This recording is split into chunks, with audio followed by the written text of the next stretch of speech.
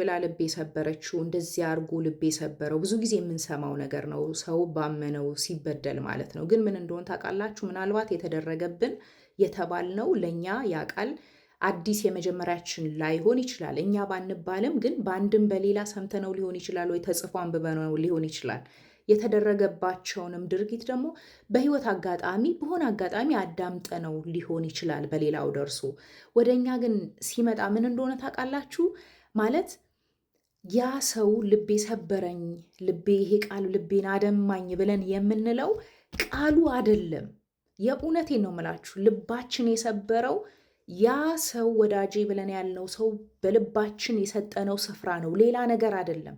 ምክንያቱም ማንም መናገር ማንም ማንንም መስደብ በሚችልበት ዓለም ላይ በሚችልበት ዓለም እየኖርን ስለተሰደብን ያ ቃል በእኛ ላይ ስለተሰነዘረ ያ ድርጊት በእኛ ላይ ስለተሰነዘረ አይደለም። ያ ሰው ግን አይበድለንም፣ የራሴ ነው፣ የግሌ ነው፣ ምንም ቢሆን ከኔ ጎን ነው ብለን ስለምናስብ ስላመን ነው ልባችን ላይ ስፍራ ስለሰጠ ነው።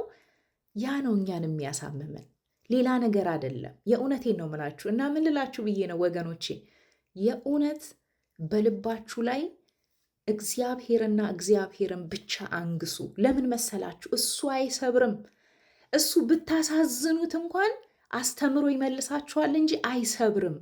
እሱ የተሰበሩትን ይጠግናል እንጂ እንደገና ጉድጓድ አይቆፍርም። የእውነቴን ነው ምላችሁ ወገኖቼ፣ እግዚአብሔርና እግዚአብሔርን ብቻ አንግሱ።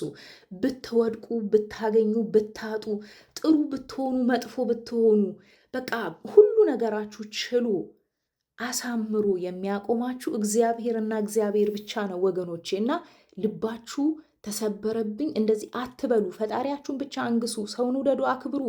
ከዛ በተረፈ ግን ልባችሁ ላይ አታንግሱት። ፈጣሪያችሁን ብቻ አንግሱ ልላችሁ ነው።